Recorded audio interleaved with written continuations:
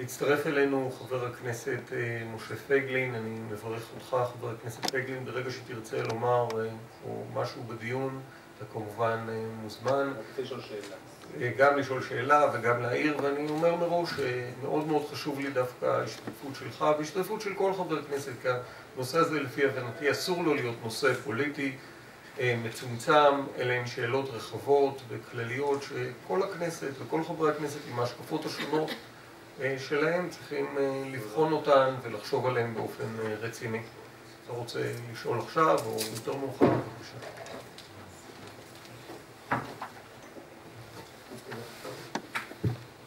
Thank you, Dr. Helfand. I'd like to ask a question.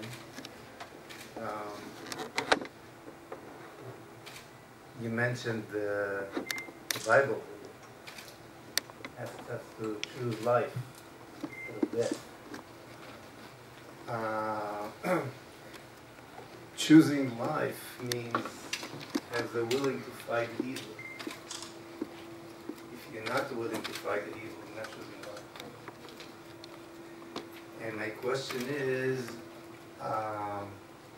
we know basically, and your government agree with that, where the evil grows these days with the nuclear ability, and that's of course Iran. So, assuming everything you say is right, and here and there I have a few questions on the details of what you said, but basically it's interesting. I have to be honest with you, I'm not taking what you're saying as a scientific, as a pure scientific lecture. However, there's no doubt that nuclear war will be a disaster. However, did you try to explain this understanding to your own government, urging your own government to eliminate the Iranian possible, the evil threat of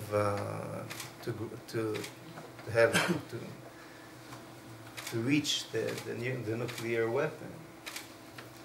My question is basically, are you putting your finger on the right, are you pushing the right button?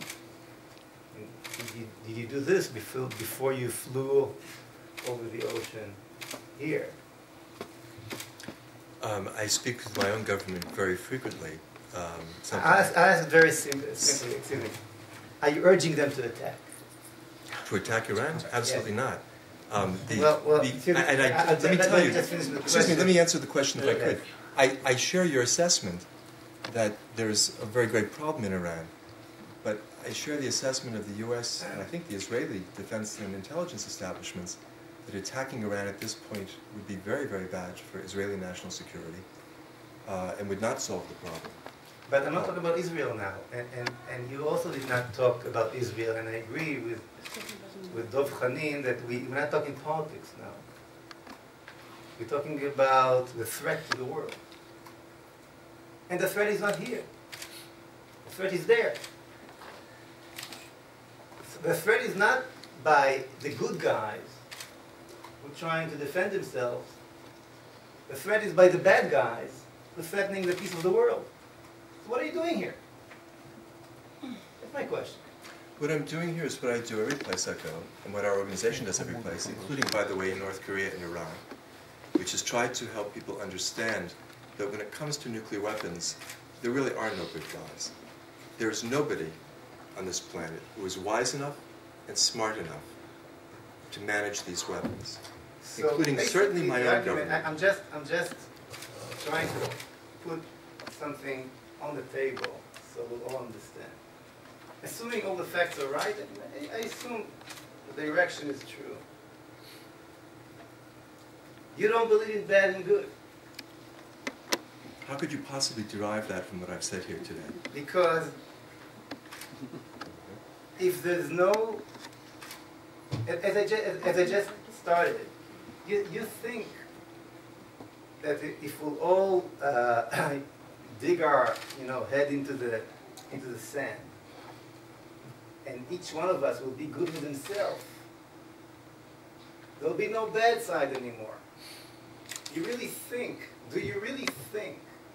that if Israel and the United States and all the so-called normal countries really looking to live their life peacefully will eliminate themselves a nuclear weapon, Iran will do that too?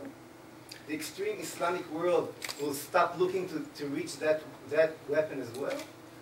I certainly don't think that Israel and the United States or anybody else should give up the nuclear weapons unilaterally. I think this needs to be a multinational negotiation, and the treaty which is arrived at in that negotiation is not going to be a warm and fuzzy, we are all nice people document. It's going to be a very tough, hard-nosed document which will need to provide a very specific regime for verifying compliance with the treaty, for enforcing the treaty, and very severe penalties for anybody who tries not to adhere to that treaty. This is not going to be an easy thing to do. And it certainly is not in any way dependent on the goodwill or the decency of any of the players involved. The United States reached agreements with the Soviet Union at a time when I would certainly characterize the Soviet Union as a dictatorship and one which did not have the interests of the people of the world in its heart. But we were nonetheless able to reach agreements with them. And we were able to enforce those agreements, to verify those agreements, and they were to the good of everyone. I think we need to do the same kind of thing with Iran, and with North Korea, and with the other problem states. I don't think we have a choice. There is no alternative to doing this. If we don't get rid of these weapons, they are going to be used, and it doesn't matter who uses them at that point. It can be the good guys or the bad guys. We're all going to be dead. And that's the point. And I think you asked if I believe in good and evil. I do believe in good and evil. I think the most evil thing in the world today is the arsenals of nuclear weapons that threaten to kill. The most evil thing in the world today are the arsenals of nuclear weapons that threaten to kill all of us. That's just the material. It's not good and bad, it's material. The question is the people behind these weapons. Well, it's not always the question of the people behind the weapons.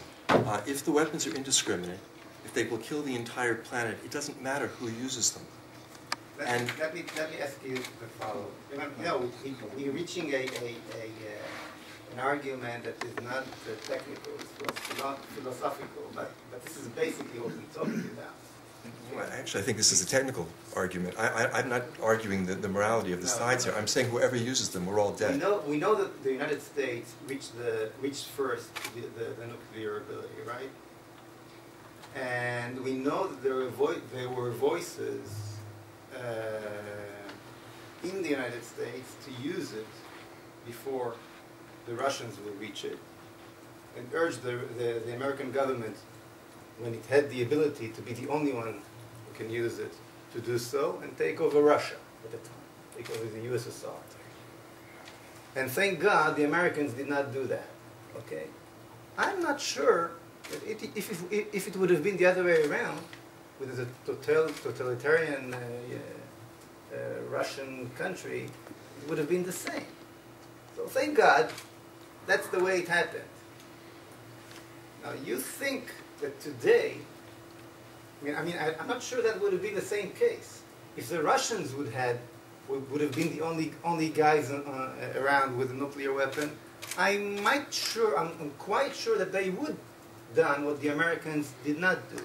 Okay, because of the good and evil that we both believe in. Okay.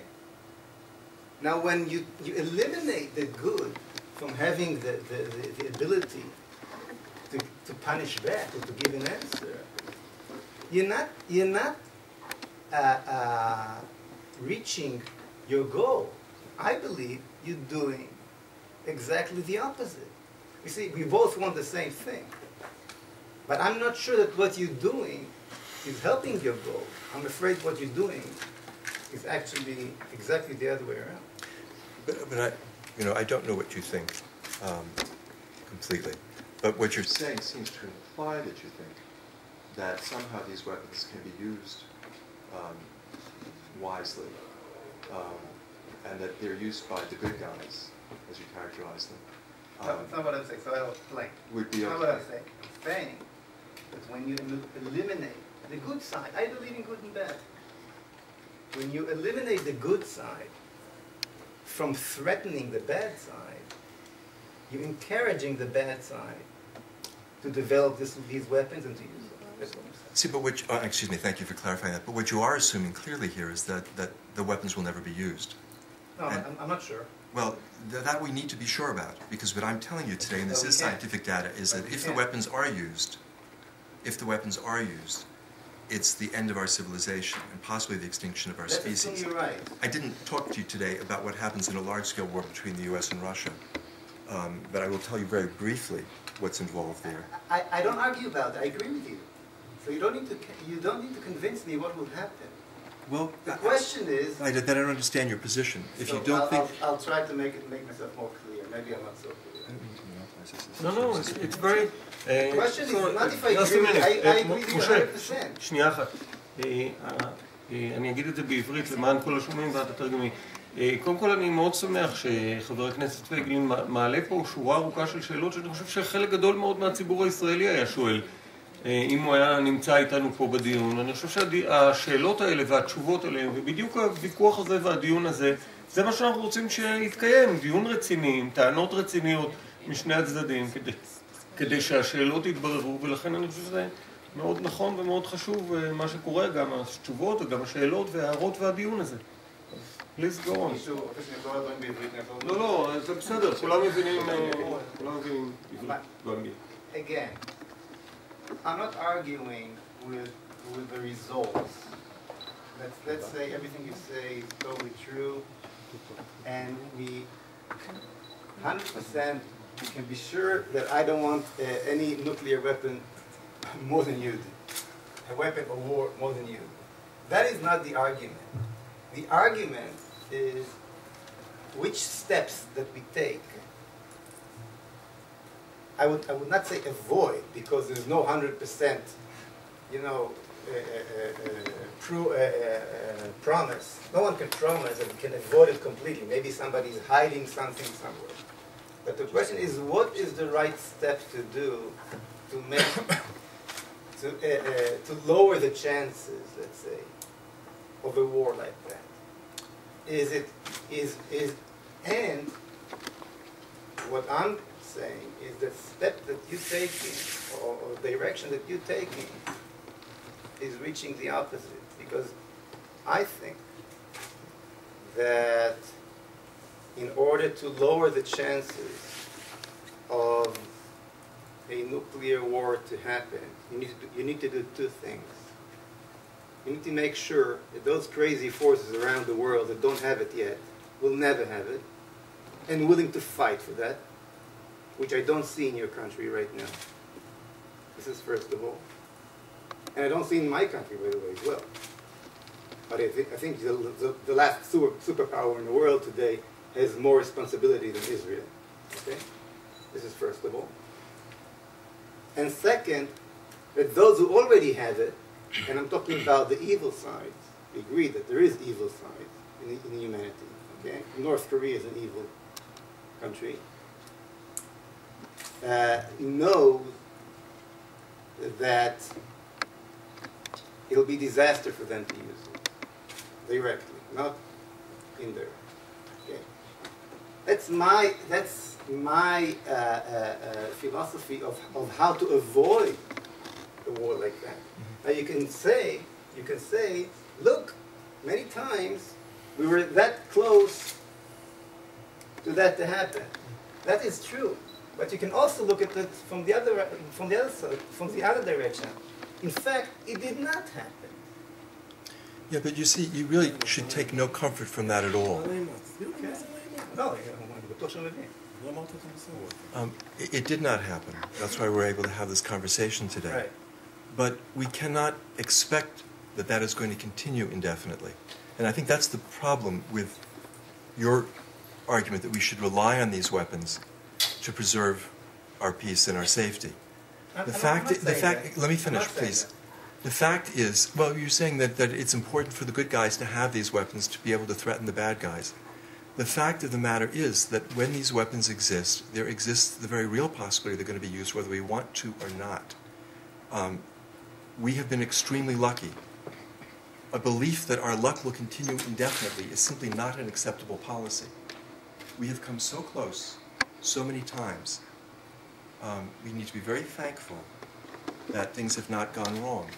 But we can't presume on that luck. We can't say, okay, we're going to just keep these arsenals, and we're going to expect that somebody will continue to make sure that nothing goes wrong.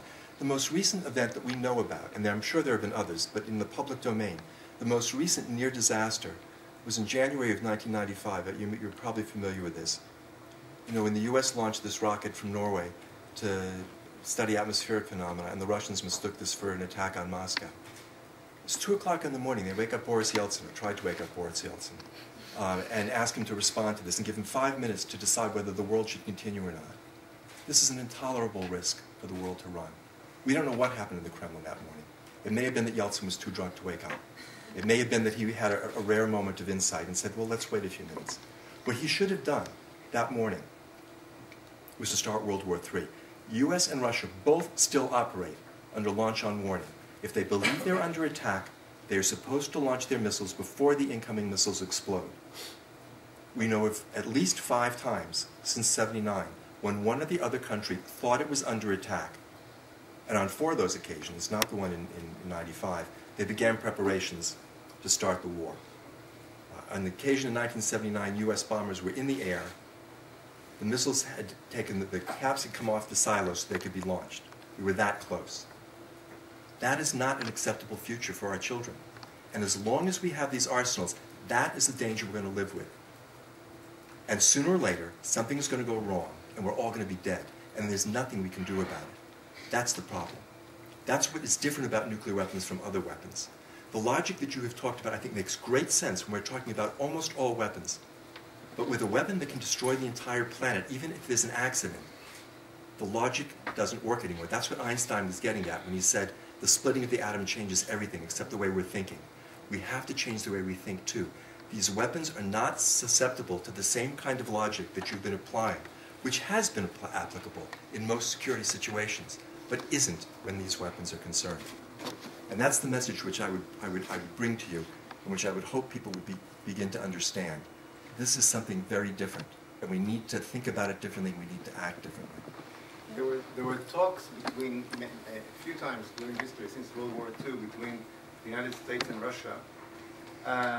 And they did start to destroy on both sides part of their arsenals, right? Absolutely. The U.S. and Russia have gotten rid of 50,000 warheads. Why did it stop?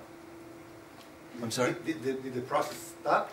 No, or it continues? No, the most recent treaty, the New START treaty that was ratified in 2010, provides for each side to reduce its arsenal to 1,500 warheads, down from 30,000, well, about 30,000 on each side at the height of the Cold War. The problem is that those 1,500 warheads, if they are used accidentally or on purpose, still kill everybody on the planet. But the process continues. The process continues, and there needs to be a real determination that the process doesn't end with this round of reductions or the next round, which Obama may announce in Berlin tomorrow, where he's giving a major speech, presumably about this issue. He may say the U.S. is going to be down to 900 warheads, whether the Russians do or not, because we know that 900 warheads guarantees U.S. security, even in the face of a larger Russian arsenal.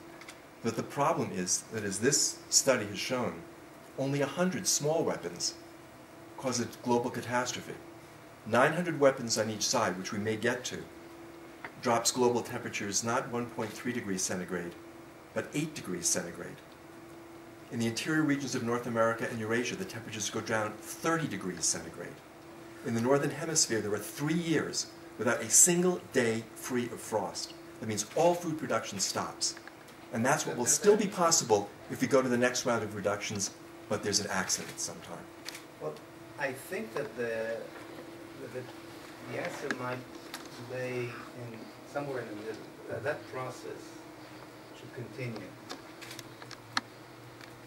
And at the same time, those who have the ability should make sure there won't be another growing threat like that in other corners of the world. should be something that is done together. However, I thank you very much for the Thank you very much for coming. Thank you. Appreciate it. תודה רבה. working day, so I have to. Thank you. תודה. But one of the things that is so important to say that this bomb really does not discriminate. It doesn't matter if it will be the evil or the good that will use this bomb is evil. If the United States or Israel use nuclear weapons, it's not a good bomb. It will starve us just as much as the evil bomb, maybe even more, because it happens that most of the goodies have bigger bombs than the evil. It's true. But if we look at this scary picture, we look at now 20,000 bombs, and we look at 2,200 bombs that are now already stationed on missiles, ready to be launched with the press of a button. It's not just unbelievable. I mean, how can it be that the goodies and some baddies think that they can have bombs on missiles, that if it can be launched by just switching a key and pressing a button, it also means that a very capable hacker can use them, can hijack them. Bombs today can be hijacked. If you get the code, you can launch an attack from Russia, you can launch an attack from the US just because you're a very capable hacker. But the good news, when we think about these numbers, the 20,000 bombs in the world arsenal and the 2,000 bombs on missiles, the good news are that only 9 states possess these weapons. And that all it takes in order to relieve ourselves from what is now the biggest threat on mankind is a decision. And even if we'll continue with the good and evil, let's take the most evil country, North Korea, a state that doesn't talk to anyone, makes pictures of its leader sitting and behind him, plans to launch missiles on goody US. Even North Korea will have to join a process if all the other states will be in the process. Because now the world is divided between these goodies and evils. But if the rest of the world is joining a new convention, not a convention that says those can have and these can't, but a new convention that says that no one should have, then no country will be able eventually to stay behind. And as Dr. Helfand said, it's not going to be easy, but it's possible. And to make it even more optimistic day, 146 states already agreed in principle to the new nuclear weapons convention, the one that says that no one should have nuclear weapons. 130 states came to Oslo to listen to Dr. Helfand and others describing this. 80 states signed a declaration by South Africa calling for steps to prevent nuclear war. More states will do the same in October at the General Assembly. Things are moving. We just don't see them from Israel because as good as we are, democracy doesn't really work here when we're talking about nuclear weapons. We don't see a shift in the world when it comes to the nuclear discourse. תודה. בבקשה. אני שמחתי שחבר הכנסת פייגלין הצטרף. אני רוצה גם לומר שהשאלות שהוא העלה היו שאלות רציניות, והוא בעצם שאל פה מה שהרבה מאוד אזרחי ישראל שואלים כשהם שומעים על דיון כזה, וטוב שהשאלות נשאלו, וטוב שהם גם קיבלו תשובות רציניות ומשכנעות.